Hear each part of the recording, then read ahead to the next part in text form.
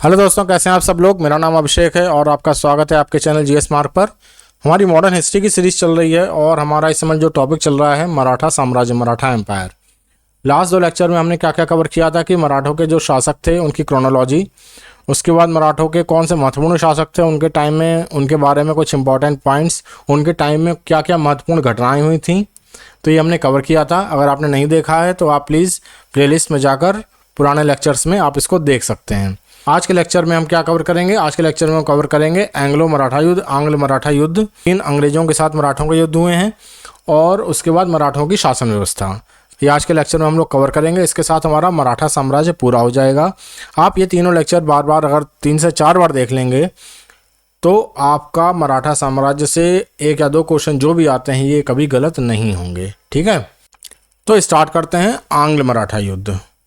Okay, तो देखो अंग्रेजों के साथ मराठों के कितने युद्ध हुए? टोटल 3 लड़ाइयाँ हुई हैं, 3 युद्ध हुए हैं। ठीक है, तीसरे युद्ध के बाद मराठा साम्राज्य खत्म हो गया था। पेशवा ने आत्मसमर्पण कर दिया था अंग्रेजों को और मराठा साम्राज्य समाप्त हो गया था। ठीक है, तो सबसे पहला जो आंग्ल मराठा युद्ध हुआ था, ये डेट्स इंपॉर्टेंट हैं, याद रखिएगा। 1775 से 1782 कब हुआ था? 1775 से 1782 आपको रटी होनी चाहिए, याद होना चाहिए। ये सूरत की संधि से शुरू हुआ था और सालबाई की संधि, देखो इसमें 2 संधियाँ हुई थी। स्टार्ट क्यों हुआ था? क्योंकि रघुनाथ राव को पेशवा बनाने के लिए अंग्रेज जो थे रेडी हो गए थे, उन्होंने अपना समर्थन रघुनाथ राव को दे दिया था 1775 में। ठीक है, तो उसके विरुद्ध बाकी मराठा सरदार जो थे और अंग्रेजों के बीच युद्ध स्टार्ट हो गया। और फिर 1782 में एक सालबाई की संधि हुई थी, तो उसमें अंग्रेजों ने रघुनाथ राव का समर्थन छोड़ दिया था और माधवराव टू को पेशवा के रूप में स्वीकार कर लिया था। तो यहाँ हमारा आंग्ल मराठा युद्ध 1782 में ख़त्म हो गया था। ठीक है, द्वितीय आंग्ल मराठा युद्ध, सेकंड एंग्लो मराठा युद्ध कब हुआ था? 1803 से 5 के बीच में। ठीक है, और ये ख़त्म किस संधि से हुआ था? राजघाट की संधि से ख़त्म हुआ था। ठीक है, ये किसके बीच में हुई थी? अंग्रेजों और होलकरों के बीच में हुई थी। इसमें अंग्रेजों की प्रभावशाली जीत हुई थी और मराठाओं की शक्ति बहुत कमज़ोर हो गई थी। ओके, आपको डेट्स याद होनी चाहिए, मेन संधियां याद होनी चाहिए।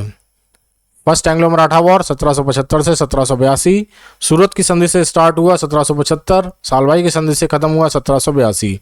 मेन इसमें रघुनाथ राव का रोल था। रघुनाथ राव को पेशवा बनाने के लिए अंग्रेजों ने सूरत की संधि में इसको बैकअप दिया था, इसका समर्थन किया था। फिर 1782 में अंग्रेजों ने रघुनाथ राव का समर्थन छोड़ दिया था और माधवराव को पेशवा स्वीकार कर लिया था। सेकेंड एंग्लो मराठा वॉर 1803 से 5 में, 1805 में राजघाट की संधि के साथ खत्म हुआ था। ये पूछा जाता है किसके बीच में हुई थी? अंग्रेजों और होलकरों के बीच में हुई थी। इसमें अंग्रेजों की निर्णायक जीत हुई थी। फिर तीसरा एंग्लो मराठा युद्ध, थर्ड एंग्लो मराठा वॉर 1817 से 18, ये लास्ट वॉर था। इसके बाद जून 1818 में पेशवा ने आत्मसमर्पण कर दिया था। पेशवा कौन था उस समय? बाजीराव टू। ये मेनली जो लड़ाई हुई थी ना, मराठों की तरफ से पिंडारियों ने भी मराठों का समर्थन किया था। पिंडारी जैसे बताया जाता है कि ये लुटेरे थे। अब ये एक्चुअल में क्या है ये पता नहीं, क्योंकि जो इतिहास लिखा जाता है ये हमेशा जो साइड विजयी होती है ना उस साइड की तरफ से लिखा जाता है। तो उनकी तरफ से बोला गया, अंग्रेजों की तरफ से, कि पिंडारी लुटेरे थे। लेकिन इस युद्ध में पिंडारियों ने मराठों का साथ दिया, लेकिन अंग्रेज इस युद्ध में जीत गए थे। फाइनली मराठा संघ का पतन हो गया था, पिंडारियों का दमन कर दिया था और पेशवा पद खत्म कर दिया था। अब इसके बाद कोई पेशवा नहीं रहेगा। और बाजीराव टू को, ये बाजीराव कौन था? टू को कानपुर के पास बिठूर में ब्रिटिश कृपा पर पेंशन देकर भेज दिया गया था कि आप कानपुर में रहो, पेंशन खाओ, मौज करो, लेकिन कोई काम नहीं करना है, आपके बाद मराठा साम्राज्य खत्म हो जाएगा। बाजीराव टू का देखो कोई बेटा नहीं था, उन्होंने नाना साहब को दत्तक पुत्र की तरह गोद लिया था।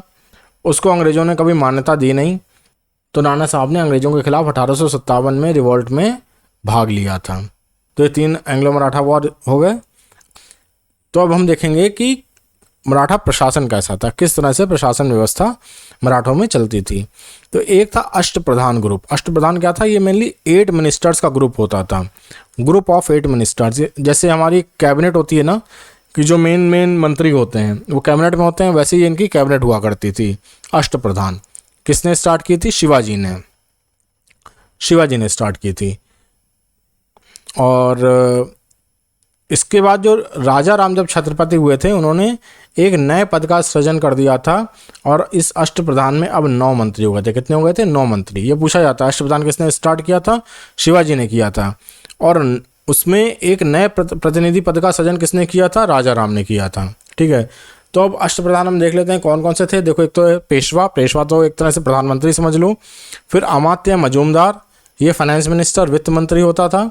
फिर सुरुनवीस या सचिव, जो शाही आदेश तैयार करता था। ये सब आपको याद होने चाहिए कि कौन कौन से अष्टप्रधान होते थे। पूछा जाता है कि सर नौबत क्या होता था? सर नौबत कौन होता था? सेनापति होता था। मंत्री कौन होता था? आंतरिक मामलों, खुफिया मामलों की देखरेख करने वाला आंतरिक मंत्री। सुरुनवीस कौन होता था? सचिव। सुमंत या दबीर, विदेश मंत्री। पंडित राव, उच्च पुजारी। देखो, पंडित नाम से समझ में आना चाहिए कि ये पूजा पाठ से रिलेटेड होगा। तो ये उच्च पुजारी था, धार्मिक मामलों का प्रबंधन करता था। फिर चिटनीस कौन थे? छत्रपति के निजी सचिव या वरिष्ठ लेखक हुआ करते थे। ठीक है, और न्यायमूर्ति या न्यायाध्यक्ष कुछ भी आ सकता है, जैसे न्यायमूर्ति पूछा जाता है या न्यायाध्यक्ष पूछ लिया जाता है। ये मेनली सिविल और क्रिमिनल मामलों में मुख्य न्यायाधीश हुआ करते थे। ठीक है, तो ये चीज़ें काफ़ी इम्पोर्टेंट हैं, ये सारी चीज़ें। अष्टप्रधान, अब उसमें एक नया पद किसने जोड़ा था? फिर अष्टप्रधान कौन कौन थे, उनका मतलब क्या था, पूछ लिया था कि इनमें कौन अष्टप्रधान नहीं था। फिर ये पूछ लिया जाता है कि इसमें से सुमंत था, ये कौन होता था। कभी मैच द कॉलम में आ जाएगा, कभी मल्टीपल चॉइस में आ जाएगा। ओके, तो अब इनकी राजस्व व्यवस्था के बारे में देखते हैं। मराठों की देखो कोई स्पेसिफिक उनकी अपनी इवॉल्व की हुई राजस्व व्यवस्था नहीं थी। बहुत सारे मराठा साम्राज्य से पहले बीजापुर, अहमदनगर, इन जगह जॉब करते थे। तो इनकी राजस्व व्यवस्था मेनली मलिक अंबर से ली गई थी, बीजापुर से। ठीक है, तो उस समय मेन सोर्स क्या था राजस्व का? कृषि कर था या भूमि कर था। और इस समय 33 से 40% तक भूमि कर लिया जाता था। मराठा साम्राज्य की जो सबसे छोटी इकाई थी वो क्या थी? गांव। और उसका प्रधान किसको कहते थे? उसका प्रधान को कहते थे पटेल। ठीक है, और इसमें जो मेन कर हुआ करते थे, मेन टैक्स हुआ करते थे, वो क्या होते? चौथ और सरदेशमुखी। चौथ नाम से समझ में आ रहा है, चौथ क्या होता था? 1/4 पार्ट ऑफ योर इनकम, आपकी आय का 1/4 भाग। तो ये एक वार्षिक कर था जो राजस्व का 25% था।